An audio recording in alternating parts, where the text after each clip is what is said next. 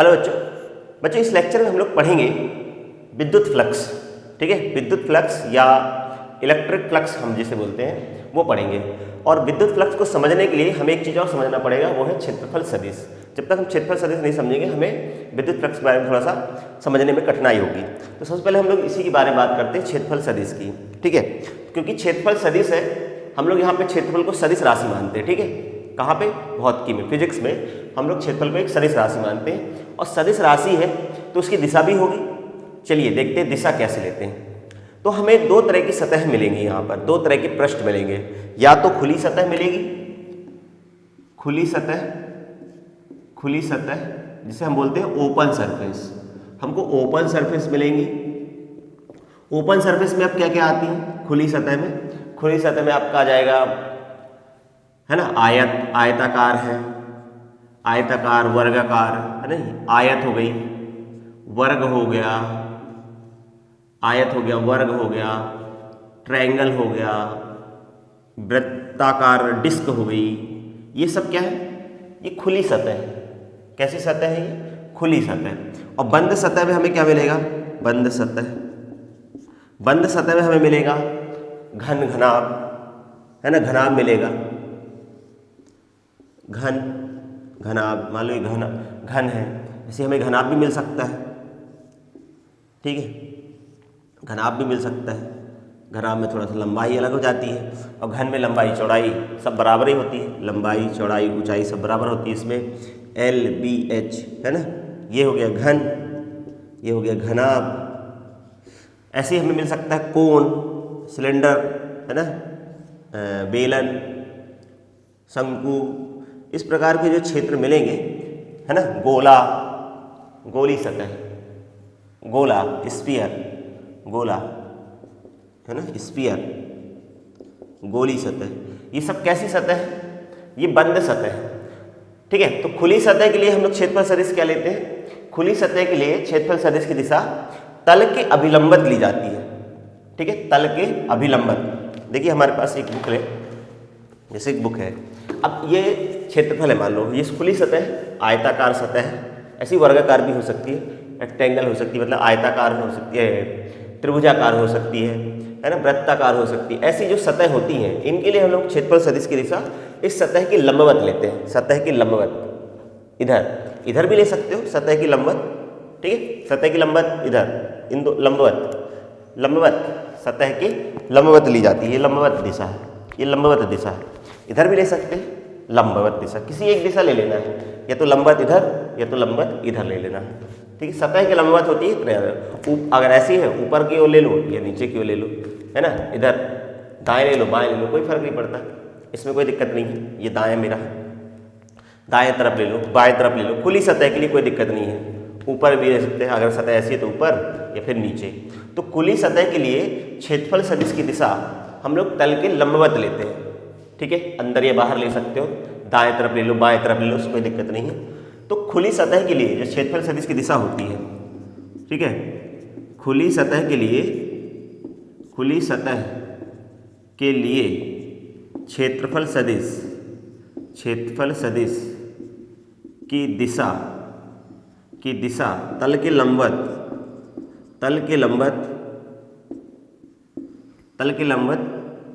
होती है। तल के लंबवत, है ना, लंबवत होती है। लंबवत ऊपर की ओर लेना है, नीचे की ओर लेना है, बाहर की ओर लेना है, अंदर की ओर लेना है, ऐसे ले सकते हैं। और जो बंद सतह होती है, बंद सतह के लिए हम क्षेत्रफल सदिश दिशा तल के लंबवत बाहर की ओर लेते हैं। ठीक है, हमेशा क्षेत्रफल सदिश की दिशा हमेशा तल के लंबवत लेंगे। ठीक है, इसमें जैसे क्षेत्रफल सदिश ले रहे हैं, इसमें एक छोटा सा अगर सतह लेंगे, या इसका जो क्षेत्रफल सदिश होगा इस गोले का, वो बाहर की ओर होगा। कहीं भी अगर एक हम सतह लेंगे छोटी सी, उस क्षेत्रफल सदिश हम लोग बाहर की तरफ लेंगे। इस पर घन में कोई सतह लेंगे तो उसका क्षेत्रफल सदिश बाहर की ओर होगा हमेशा। कुछ भी प्रश्न मिलेगा तो इधर इस वाले पृष्ठ पर। बात समझ रहे कि नहीं? ये अगर इसमें, है ना, घन है तो घन में भी ऐसे लेंगे बाहर की ओर क्षेत्रफल सदिश की दिशा। कहीं भी कोई भी प्रश्न लेते हैं इस पर तो उसकी दिशा बाहर की ओर लेना है हमेशा, ऐसा।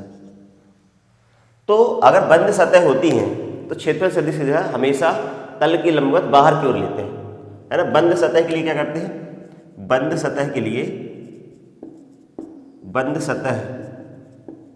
सतह के लिए क्षेत्रफल सदिश की दिशा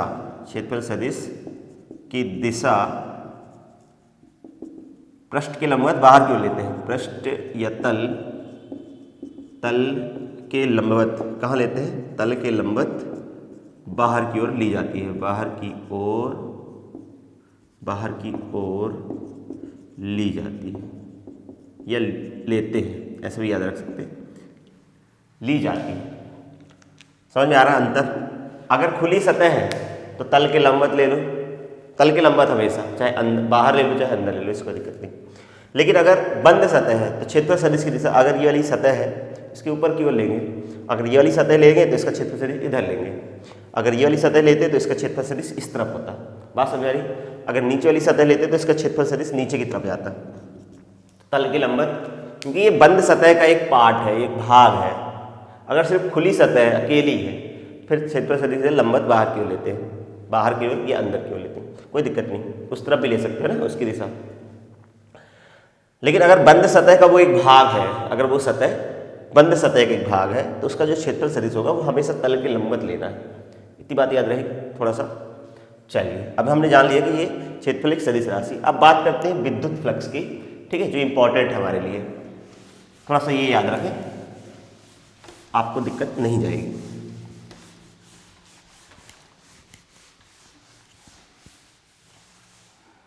ठीक है, तो अब विद्युत फ्लक्स होता क्या है। देखिए, विद्युत क्षेत्र अगर है कहीं पर, विद्युत क्षेत्र है और हमने वहां पे एक सतह को रख दिया विद्युत क्षेत्र में, ठीक है, एक विद्युत क्षेत्र है ऐसे, ठीक है, 2-3 डायग्राम बनाता हूं डिफरेंट केसेस। ऐसे विद्युत क्षेत्र है इधर पे, ठीक है, हमने यहाँ पे एक सतह रख दिया ऐसे,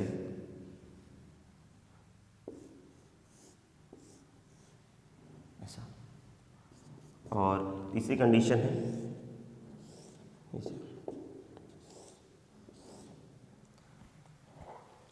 ठीक,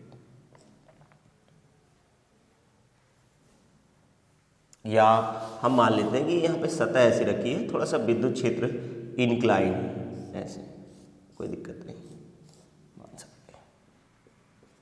ठीक है, अब ऐसे 3 केस हैं।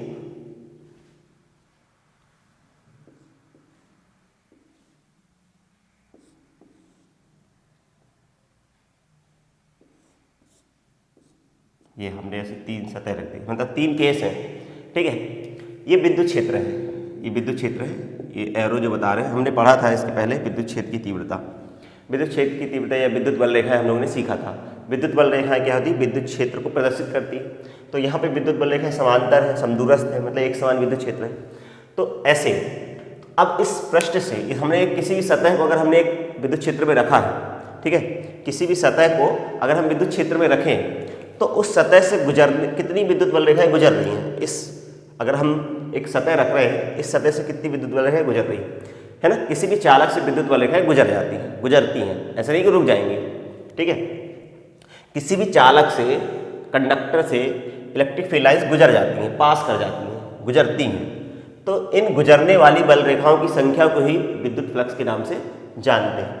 तो विद्युत क्षेत्र में स्थित किसी पृष्ठ से या किसी पृष्ठ के अभिलंबत गुजरने वाली कुल विद्युत बल रेखाओं की संख्या को विद्युत फ्लक्स कहते हैं। ये तो इसकी परिभाषा है, मतलब यहाँ से इस पृष्ठ से या इस पृष्ठ से या इस पृष्ठ से कितनी विद्युत बल रेखाएं गुजर रही हैं लंबवत दिशा में, ऐसे इस दिशा में, लंबवत दिशा में कितनी विद्युत बल रेखाएं गुजर रही हैं, उनकी संख्याओं को हम लोग बोलते हैं विद्युत फ्लक्स।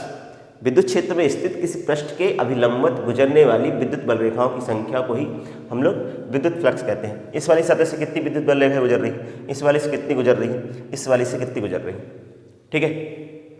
इसकी परिभाषा लिख लेते हैं, इसके बाद और आगे बात करते हैं। विद्युत क्षेत्र में स्थित, विद्युत क्षेत्र में स्थित, विद्युत क्षेत्र में स्थित, विद्युत क्षेत्र में स्थित, विद्युत क्षेत्र में स्थित किसी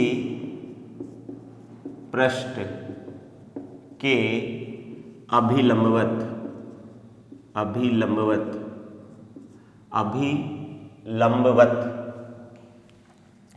कितनी विद्युत बल रेखाएं गुजर रही हैं उन्हें हम बोलते हैं विद्युत क्षेत्र में स्थित किसी पृष्ठ के अभिलंबवत गुजरने वाली कुल विद्युत बल रेखाओं की संख्या को विद्युत फ्लक्स कहते हैं। विद्युत फ्लक्स या इसे हम लोग इलेक्ट्रिक फ्लक्स कहते हैं। ठीक है, इसे फाई से कई बार ई लिख देते हैं, फाई ई लिख देते हैं, फाई ई से प्रदर्शित करते हैं। ठीक है, ये जो है ये अदिश राशि है, यह है अदिश राशि है, यह अदिश राशि है। ठीक है, ये स्केलर क्वांटिटी है। ये धनात्मक ऋणात्मक शून्य हो सकती है। यह धनात्मक ऋणात्मक या शून्य हो सकती है। कैसे होती है बताइए। ऋणात्मक शून्य हो सकती है। ठीक है, धनात्मक ऋणात्मक शून्य होती है। इसका अगर फार्मूले की बात करें, है ना, इसके सूत्र की बात करें, विद्युत फ्लक्स का जो सूत्र होता है, अगर बात करें, फाई बराबर होता है dB इज इक्वल टू, वो होता है EDS, E vector dot DS होता है। ये विद्युत फ्लक्स का सूत्र है, d फाई। छोटा सा फ्लक्स हम बात कर रहे हैं, d फाई। अगर हमें पूरा फ्लक्स निकालना है तो हम लोग इसको इंटीग्रेशन फॉर्म में यूज़ करते हैं, मतलब इसको इंटीग्रेट कर देंगे। अगर हम d फाई का इंटीग्रेशन करें, मतलब इसका इंटीग्रेशन करें, तो ये आ जाता है कुल विद्युत फ्लक्स, ऐसे भी लिखा जाता है। ठीक है, कुल विद्युत फ्लक्स को हम लोग ऐसे लिखेंगे, E vector dot DS vector. Integration कर देंगे दोनों तरफ। ठीक है, दोनों तरफ इंटीग्रेशन किया हमने, d फाई ऐसे लिख दो, EDS, बात वही है, d फाई का इंटीग्रेशन फाई हो जाएगा, और ये integration EDS, E dot DS vector. ठीक है, EDS, या है ना, डॉट प्रोडक्ट का मतलब क्या होता है? डॉट प्रोडक्ट का मतलब होता है कॉस थीटा। अगर डॉट हटेगा तो इसे हम लोग d phi EDS cos theta भी लिख सकते हैं, हो जाएगा। ठीक है, अब यदि क्या होता है, यदि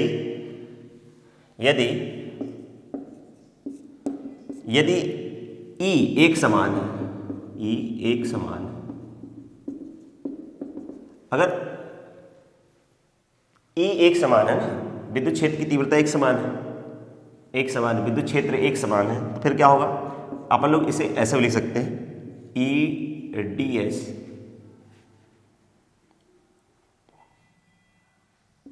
ठीक है। जैसे इस केस में विद्युत क्षेत्र की तीव्रता एक समान है और इसका जो क्षेत्रफल सदिश होगा, अब क्षेत्रफल सदिश की कहाँ लेंगे?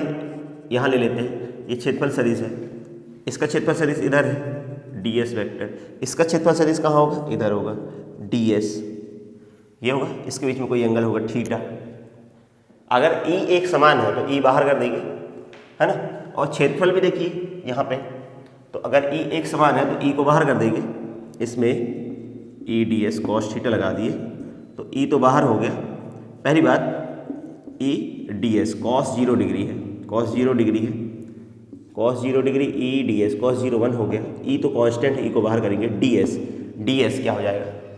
अगर E एक समान है तो E ds cos theta formula है, ठीक है।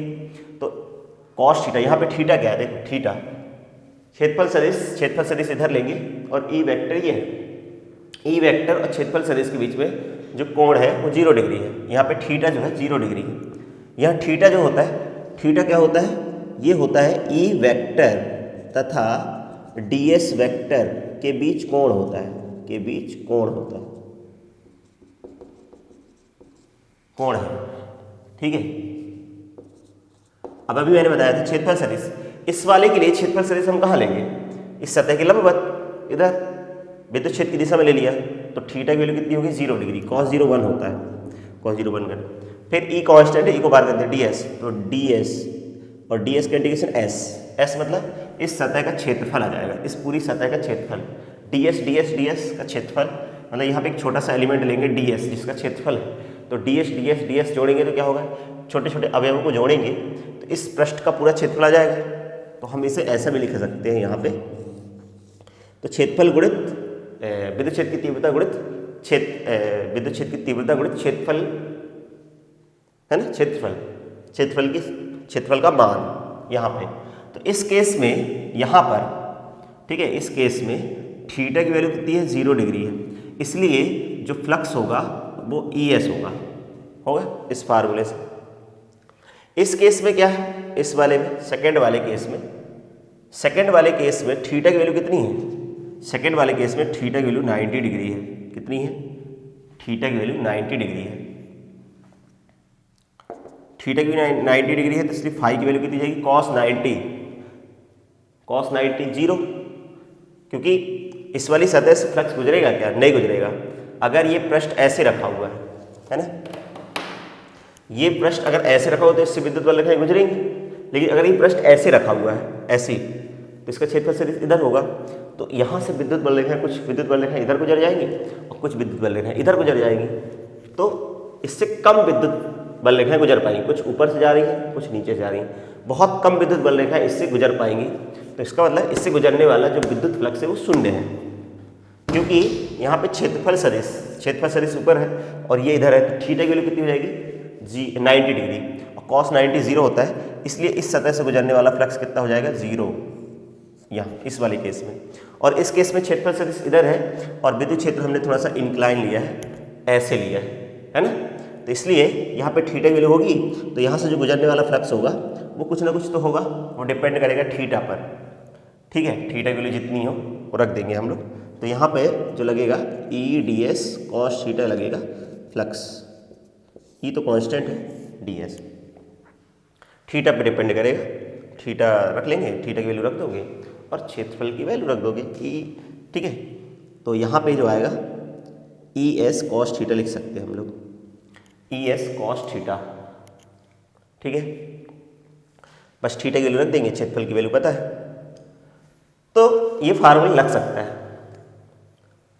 और अगर है ना, ये लग सकता है, ऐसे लगता है, ये तो हो गई अगर E एक समान है तथा सतह कैसी है, अगर सतह खुली सतह है, ऐसे भी लिख सकते हैं, खुली सतह तथा खुली सतह के लिए सतह खुली सतह है ना, यदि E एक समान है तथा सतह खुली है, सतह या पृष्ठ खुली है, तब ये अपन इस सूत्र को लगा सकते हैं। फ्लक्स का फार्मूला हो गया EDS, विद्युत क्षेत्र की तीव्रता गुणित क्षेत्रफल का परिमाण, ये सूत्र लगाया जा सकता है।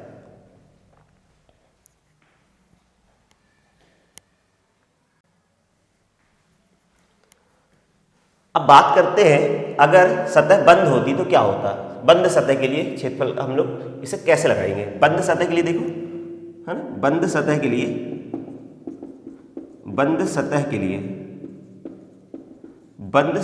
क्या होगा, बंद सतह के लिए कोई दिक्कत नहीं है, इसे बंद सतह मान लो, कैसी भी बंद सतह है ये, ठीक है। अब देखो मान लो ये बंद सतह है, यहाँ पे एक आवेश रखा हुआ है, कहीं पे मान लो आवेश रखा हुआ है, यहाँ पे प्लस क्यू आवेश रखा हुआ है, एक बिंदु है, तो यहाँ पर विद्युत क्षेत्र की तीव्रता इधर होगी और इसका क्षेत्रफल सदिश मान लेते हैं, इस सतह का क्षेत्रफल सदिश यहाँ कहीं, ठीक है। मान लेते हैं एक सतह है, ये बंद सतह किसी भी प्रकार की हो सकती है, ये बंद सतह, यहाँ पर एक आवेश रखा हुआ है क्यू आवेश, ठीक है। तो यहाँ पर यहाँ पे एक बिंदु P ले, इस पे बिंदु क्षेत्र की तीव्रता इधर कहीं होगी, विद्युत क्षेत्र की तीव्रता प्लस की आवेश से बाहर की ओर होती है, और इसका मान लेते हैं क्षेत्रफल सदिश इधर है DS, तो यहाँ पे थीटा होगा। तो यहाँ पे कैसे लगेगा ये सूत्र, इस सूत्र को हम लोग बंद सतह के लिए लगाते हैं, तो बंद सतह के लिए हम लोग लगाते हैं integration E D S, E vector dot D S. बंद सतह के लिए हम लोग यहाँ पे बंद, ये इसको क्लोज इंटीग्रल का साइन लगाते हैं, इंटीग्रेशन इस क्षेत्रफल ds से गुजरने वाला विद्युत फ्लक्स जो होगा इंटीग्रेशन, इसको बंद या क्लोज इंटीग्रल पढ़ते हैं, बंद समाकलन बोलते हैं। बंद सर जब भी हम बंद सतह के लिए लगाते हैं तो यहाँ गोला लगा देते हैं, है ना, ये बंद सतह के लिए समाकलन है, ठीक है। इस बंद सतह के लिए समाकलन का निशान ही है, बस सतह अगर बंद है तो यहाँ पे गोला लगा देना है, तो बंद सतह के लिए समाकलन कहलाता है। तो इस फार्मूले को यहाँ भी लगाया जा सकता है, ऐसा नहीं है हर जगह पे ये लगता है फार्मूला। तो बंद सतह के लिए ऐसे लगाएंगे, इंटीग्रेशन का निशान लगा देंगे ऐसे, ठीक है। अगर विद्युत क्षेत्र एक समान है और सतह खुली है और है ना समतल सतह है, तो अपन इस फार्मूले को ऐसे लगा सकते हैं, ई एस या E dot D S, general formula बात करेंगे, ई डॉट डी एस लगाया जा सकता है, ठीक है। ई डॉट डी एस लगाया जा सकता है अगर सतह कैसी है, ठीक है। और अगर ऐसी सतह है तो ऐसे लगाया जा सकता है। तो देखो बहुत सिंपल है, इसको एक बार और कंक्लूड कर देता हूं, मैं समझा देता हूं तीनों केस को, है ना। अब क्योंकि मैंने बताया जैसे ये विद्युत क्षेत्र की तीव्रता भी समान है, तो हम विद्युत फ्लक्स को E vector dot E S लिख सकते हैं। तो हम लोग ई एस कॉस थीटा कह सकते हैं, ई एस कॉस थीटा, जैसे मैंने बोला इस फार्मूले को ऐसे लगाया जा सकता है, कोई दिक्कत नहीं है इस वाली सतह के लिए ना। जैसे पहले केस में थीटा की वैल्यू मैंने बता दिया, थीटा 0 है ना। पहला जो डायग्राम मैंने बनाया था, थीटा की वैल्यू कितनी है, 0 डिग्री। कॉस 0 कितना होता है, एक बार और एक्सप्लेन कर रहा हूँ मैं। कॉस 0 इसी चीज़ को, कॉस 0 1 होता है, कॉस 0 1 होता है, इसलिए इससे फ्लक्स जो हो जाएगा ई एस हो जाएगा, ई एस कॉस 0 1, ये अधिकतम फ्लक्स है। और जो बी डायग्राम बना हुआ है ये वाला, इसमें थीटा की वैल्यू 90 है, कॉस 90 होता है 0, इसलिए फ्लक्स भी 0 हो जाएगा, क्योंकि कॉस 90 0 तो सब 0 हो जाएगा। इस फार्मूले में रखोगे कॉस 90 0 तो सब 0, और तीसरे में तो दिया ही है, इसमें लगाना पड़ेगा हमें, यही फार्मूला लगेगा, E S cos theta depending on the angle, theta पे डिपेंड करेगा फ्लक्स का मान, करेगा कि नहीं करेगा, फ्लक्स का मान थीटा पे भी डिपेंड करेगा, ठीक है। फिर मैंने बताया बंद सतह के लिए ऐसे लगाते हैं, बंद सतह अगर है तो बंद सतह के लिए इस प्रकार से हम लोग निकालते हैं। हम लोग क्या करते हैं, अगर बंद सतह है तो, अगर कोई बंद सतह है ना, कोई बंद सतह अगर है, कोई बंद सतह किसी प्रकार की हो सकती है, इस पे हम लोग क्या लेंगे, एक छोटा सा बिंदु लेंगे, इस बिंदु को घेरे हुए एक पृष्ठ की कल्पना करेंगे, है ना। एक सतह है, एक बंद सतह है, उस पर एक छोटा सा सतह लेंगे जिसका क्षेत्रफल डी एस है। पहले हम इस पे क्या करेंगे, यहाँ पर तीव्रता की दिशा निकालेंगे ई, इसका क्षेत्रफल सदिश कहीं ना कहीं तो होगा, मान लेते हैं ये क्षेत्रफल सदिश की दिशा है। तो इसके लिए हम लोग क्या करेंगे, इस डी एस से गुजरने वाला फ्लक्स निकालेंगे, डी फाई छोटा सा, ई डी एस निकालेंगे, E vector dot D S vector निकालेंगे। फिर क्या करेंगे, पूरे का समाकलन, पूरा क्षेत्रफल निकाल है, फ्लक्स निकालना है तो इंटीग्रेशन कर देंगे, कुल फ्लक्स निकल आएगा। इस बंद सतह से गुजरने वाला फ्लक्स, ये अल्प पृष्ठ से गुजरने वाला, अल्प पृष्ठ डी एस से गुजरने वाला विद्युत फ्लक्स, ठीक है, विद्युत फ्लक्स है। तो कुल विद्युत फ्लक्स कितना है, बंद सतह से गुजरने वाला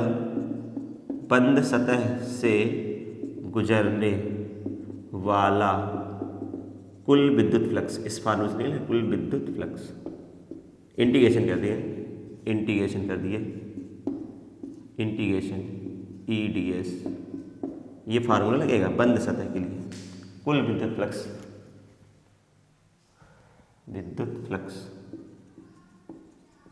समझ रहे। एक बार और मैंने एक्सप्लेन कर दिया, फिर से जो चीज़ मैंने नीचे समझाई थी उसी को समझाया मैंने फिर से, ठीक है। ये तीनों केस समझाए मैंने, ठीक है। अच्छा, अब विद्युत फ्लक्स धनात्मक ऋणात्मक कैसे होता है ये समझा देता हूं, कब 0 होगा।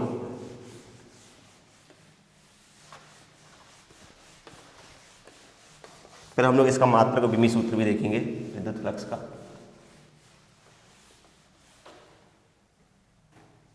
ठीक है। देखिए अगर कोई मान लो गोला है, इसके अंदर कोई आवेश रखा हुआ है ऐसी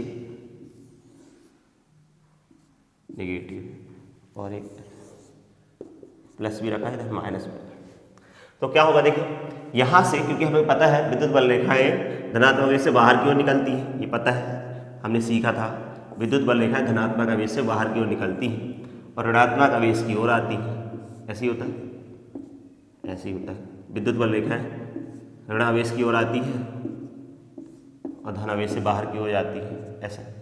तो यहाँ पर इस केस में विद्युत बल रेखाएं क्या है, विद्युत बल रेखाएं बाहर निकल रही है, तो इस पृष्ठ से निकलने वाला जो फ्लक्स होगा वो धनात्मक होगा।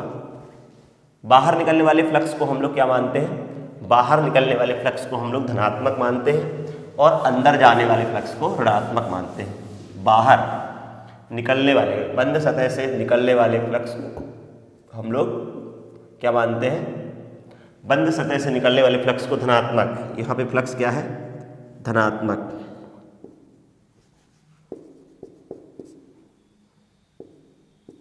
धनात्मक है, धनात्मक है, फ्लक्स कैसा है, धनात्मक, और यहाँ पे ऋणात्मक। कैसा है ये, ऋणात्मक, नेगेटिव है, क्योंकि इसका क्षेत्रफल सदिश ऊपर होगा, कहीं भी लेंगे क्षेत्रफल सदिश ऊपर होगा, क्षेत्रफल सदिश इसकी दिशा ds और विद्युत क्षेत्र की तीव्रता इधर है, तो थीटा की वैल्यू जो होगी यहाँ पे थीटा 180 है इस केस में, cos 180 -1 होता है, cos 180 -1 होता है। या तो हम ऐसा समझे डायरेक्ट, बाहर जाने वाले फ्लक्स को धनात्मक और अंदर आने फ्लक्स को ऋणात्मक लेते हैं, ठीक है, बाहर जाने वाला धनात्मक, अंदर आने वाला ऋणात्मक। फिर देखिए यहाँ पे प्लस है, तो विद्युत बल रेखाएं इधर से निकलेंगी, इधर से निकलेंगी और यहाँ पे आएंगी, ऐसे ऋण आवेश की ओर आती है, धन आवेश से बाहर की ओर निकलती, ठीक है। तो क्या होगा, जितना फ्लक्स आ रहा है, 4 बल रेखाएं अगर आ रही है तो 4 है ना, 4 निकल रही है तो 4 आ भी रही है, तो कितना हो जाएगा, प्लस का 4 और माइनस का 4, कितना हो जाएगा, 0। तो जो फ्लक्स होगा वो 0 हो जाएगा, जितना फ्लक्स बाहर निकल रहा है उतना अंदर भी आ रहा है, ऐसा है ना। तो है ना, जो फ्लक्स होता है वो धनात्मक, ऋणात्मक और शून्य हो सकता है। बाहर निकलने वाले, अगर आवेश सतह के अंदर है तो बाहर निकलने वाला फ्लक्स धनात्मक और धनात्मक आवेश अंदर है, और ऋणात्मक आवेश अगर अंदर है तो फ्लक्स बाहर से अंदर आएगा तो फिर वो ऋणात्मक होगा। और इस केस में क्या है, प्लस से निकलेगा माइनस से आएगा, तो टोटल कितना हो जाएगा, 0 हो जाएगा, ठीक है। बात समझ आ रही कि नहीं आ रही, तो ये कॉन्सेप्ट है। अब बात करते हैं विद्युत फ्लक्स की यूनिट की, ठीक है। तो ये हमने जान लिया कि फ्लक्स धनात्मक, ऋणात्मक, शून्य हो सकता है। बाहर निकलने वाला फ्लक्स धनात्मक, अंदर आने वाला फ्लक्स ऋणात्मक। अब मात्रक की बात करते हैं, फ्लक्स की मात्रक की, फाई का मात्रक देख लेते हैं, बहुत इंपॉर्टेंट है मात्रक, ठीक है। फाई का मात्रक देख लेते हैं। तो हमारे पास फाई का जो फार्मूला है वो है ES cos theta. cos theta कोई मतलब नहीं है मात्रक निकालते समय, ठीक है। तो हमें फाई का मात्रक चाहिए, तो फाई का मात्रक कैसे आएगा, फाई का मात्रक चाहिए, फाई का मात्रक हो जाएगा E का मात्रक गुणित S का मात्रक, S का मतलब क्षेत्रफल का मात्रक, यही है। E का मात्रक होता है न्यूटन पर coulomb, Newton upon coulomb, into क्षेत्रफल का होता है मीटर स्क्वायर, तो न्यूटन मीटर स्क्वायर कूलाम की पावर -1, यही हुआ ना, न्यूटन मीटर कूलाम या फिर न्यूटन मीटर स्क्वायर कूलाम की पावर -1, यही होता है। या फिर न्यूटन होता है किलोग्राम मीटर सेकेंड की पावर -2 होता है न्यूटन, और कूलाम होता है AS सेकेंड, एम्पियर सेकेंड होता है कूलाम, और ये तो है ही है मीटर स्क्वायर। तो इसकी यूनिट ऐसे भी लिखते हैं, किलोग्राम मीटर की पावर 3 सेकेंड की पावर -3 A की पावर -1, ये भी यूनिट है इसकी, ठीक है। मैंने यहाँ पे बल न्यूटन का लिखा है, ये न्यूटन का ऐसे लिख सकते हैं, न्यूटन मतलब बल होता है ना, बल मतलब MA होता है, किलोग्राम मीटर सेकेंड की पावर -2, और क्षेत्रफल का मीटर स्क्वायर और कूलाम का होता है आवेश का, क्यू होता है AT IT होता है, करंट का हो गया एम्पियर, समय का हो गया सेकेंड, AS। तो ऐसे भी लिख सकते हैं। इसका बिमी सूत्र है, बिमी सूत्र, ये भी इंपॉर्टेंट है, पेपर में हमसे पूछते हैं एग्जाम में, दोनों चीज, मात्रक और बिमी सूत्र। तो बिमी सूत्र लिखने के लिए किलोग्राम मतलब द्रव्यमान की यूनिट है ना, मतलब द्रव्यमान का M, मीटर का Q, लेंथ है, लेंथ की पावर 3, S सेकेंड है, तो ठीक है, टाइम का डायमेंशन फार्मूला ये होता है, और एम्पियर का तो A ही होता है, A की पावर -1। ये इसका बिमी सूत्र है जो कि बहुत इम्पॉर्टेंट है। मात्रक और बिमी सूत्र हमारे लिए बहुत ही इम्पॉर्टेंट है, इन दोनों को हमें रट के रखना है, याद करके रखना है, हमसे एग्जाम में पूछते हैं, ठीक है, इसलिए बहुत इंपॉर्टेंट हो जाता है ये हमारे लिए, ठीक। तो हम लोगों ने फ्लक्स की डेफिनेशन समझी, ठीक है, फ्लक्स क्या होता है, धनात्मक क्या होता है, ऋणात्मक क्या होता है, और है ना इसका मात्रक बिमी सूत्र बहुत इंपॉर्टेंट है। ये तो हम ये वाला याद रखें, ये वैसे ही जनरल याद रखते हैं, लेकिन कई बार हमसे ये नहीं देगा तो ये ऐसे नहीं देगा तो फिर ऐसे पूछ लेगा, सही जोड़ी वगैरह में, ऑब्जेक्टिव में, और ये ऐसा बिमी सूत्र, ठीक है। तो विद्युत फ्लक्स है क्या? विद्युत क्षेत्र में स्थित किसी पृष्ठ के लंबवत गुजरने वाली बल रेखाओं की संख्या, अगर हम विद्युत क्षेत्र में एक पृष्ठ को रखेंगे तो उससे कितनी विद्युत बल रेखाएं गुजरेगी, वो है विद्युत फ्लक्स, ठीक है, विद्युत फ्लक्स कहलाता है। विद्युत फ्लक्स का फार्मूला अपन ने बता दिया, विद्युत फ्लक्स बल रेखाओं की संख्या है, मतलब वो अदिश राशि है, अदिश राशि है, धनात्मक ऋणात्मक शून्य हो सकता है। बाहर निकल, अगर बंद सतह के अंदर आवेश रखा हुआ है, बंद सतह के अंदर जाने वाला फ्लक्स ऋणात्मक, बाहर निकलने वाला फ्लक्स धनात्मक होता है। अगर ऐसे रखा है, कंडीशन है, जितना निकल रहा है उतना आ रहा है, जितना बाहर निकल रहा है उतना आ रहा है, तो फिर शून्य हो जाएगा, ठीक है, समझ रहे हैं कि नहीं। ये तो आई होप आपको विद्युत फ्लक्स समझ में आया होगा, बहुत इंपॉर्टेंट टॉपिक है, आप इसे पढ़ लीजिए, समझ लीजिए, ठीक है। इसका फार्मूला, डायमेंशन फार्मूला, इसकी परिभाषा याद कर लीजिए, परिभाषा, बिमी सूत्र, मात्रक, इतनी चीज़ें याद कर लीजिए, और फार्मूला बहुत इंपॉर्टेंट है एग्जाम के लिए।